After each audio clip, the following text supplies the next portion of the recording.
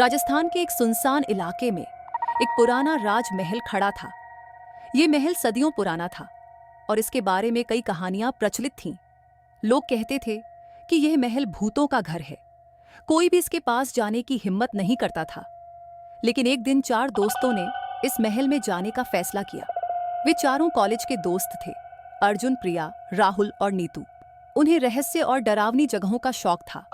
एक रात उन्होंने राजमहल के बारे में बातचीत की और वहां जाने का प्लान बनाया। सुबह होते ही वे अपनी गाड़ी में बैठकर राजमहल की ओर चल पड़े। रास्ते में उन्हें एक बूढ़ा आदमी मिला। वह आदमी उन्हें देखकर चिल्लाया, वापस जाओ, वहां मत जाओ, वह महल शैतान का घर है। जो भी वहां गया वह कभी वापस नहीं आया। अर्जुन ने उस बूढ़े आदमी की बात को नजरअंदाज कर दिया। उसने कहा, यह सब अंधविश्वास है, हमें डराने की कोशिश मत करो। गाड़ी आगे बढ़ी और कुछ ही देर में वे राजमहल के सामने खड़े थे। महल का दरवाजा टूटा हुआ था और उस पर जंग लगे हुए ताले लटक रहे थे। अर्जुन ने दरवाजा खोला और वे अंदर चले गए। अंदर का माहौल बहुत डरावना था। हवा में एक अजीब सी सनसनी थी। दीवारों पर पुराने राजाओं की तस्वीरें लटकी हुई थीं और उनकी आंखें ऐसी लग रही थीं जैसे वे जीवित हों। प्रिया ने कहा, यह जगह बहुत डरावनी है, चलो वापस चलते हैं। लेकिन अर्जुन ने मना कर दिया, नहीं, हम यहाँ आए हैं तो इस महल के रहस्य को जानकर ही जाएंगे। वे आगे बढ़े। महल के अंदर एक बड़ा सा हॉल था। हॉल के बीच में एक पुराना सिंहासन रखा हुआ था। सिंहासन के पीछे एक बड़ी सी आईना लगा हुआ था। नीतू ने आईने की ओर देखा और चिल्लाई, अरे, उस आईने में किसी की परछाई दिख रही है।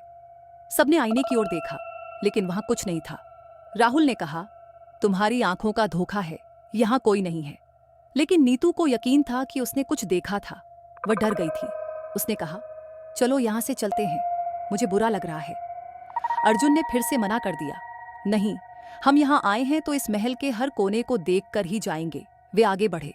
महल के पीछे एक सीढ़ी थी जो नीचे की ओर जाती थी। अर्जुन ने कहा, चलो नीचे चलते हैं, शायद यहां कुछ रहस्य छुपा हो। सीढ़ियों से नीचे उतरते ही उन्हें एक अंधेरा तहखाना दिखाई दिया। तहखाने में हवा बहुत ठंडी थी और वहां एक अजीब सी गंध थी। प्रिया ने कहा, यह जगह बहुत डरावनी है, चलो वापस चलते हैं। लेकिन अर्जुन ने फिर से मना कर दिया, नहीं, हम यहाँ आए हैं तो इस तहखाने के रहस्य को जानकर ही जाएंगे। वे आगे बढ़े। तहखाने के अंदर एक बड़ा सा कमरा था। कमरे के बीच में एक पुराना ताबूत रखा हुआ था।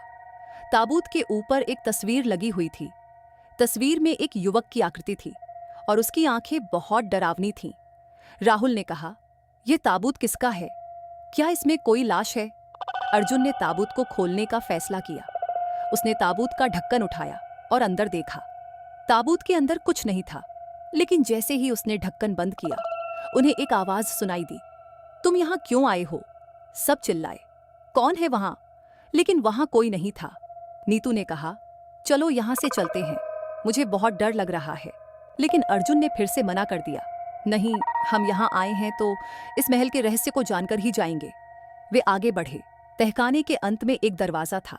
दरवाजा बंद था और उस पर एक ताला लगा हुआ था। अर्जुन ने ताला तोड़ दिया और दरवाजा खोल दिया। दरवाजे के अंदर एक छोटा सा कमरा था। कमरे के बीच में एक मेज रखी हुई थी और मेज पर एक पुरानी किताब पड़ी हुई थी। प्रिया ने किताब को उठाया और उसे पढ़ने लगी। किताब में एक जादू का मंत्र लिखा हुआ था। उसने मंत्र को जोर से पढ़ा, ओम नमः शिवाय। जैसे ही उसने मंत्र पढ़ा, कमरे में एक तेज रोशनी हुई। रोशनी के बीच में एक आकृति दिखाई दी। वह आकृति एक युवक की थी और उसकी आंखें बहुत डरावनी थीं। युवक ने कहा, तुमने मुझे जगा दिया, अब तुम्हें मेरे साथ रहना होगा। सब चिल्लाए, नहीं, हमें जाने दो। लेकिन युवक ने उन्हें जाने नहीं दिया।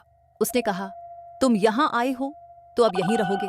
उसके बाद कमरे का दरवाजा बंद हो गया और वे चारों वहां फंस गए। उन्हें कभी भी बाहर नहीं आने दिया गया। कहा जाता है कि आज भी राजमहल में उन चारों की आत्माएं भटकती हैं और जो भी उस महल में जाता है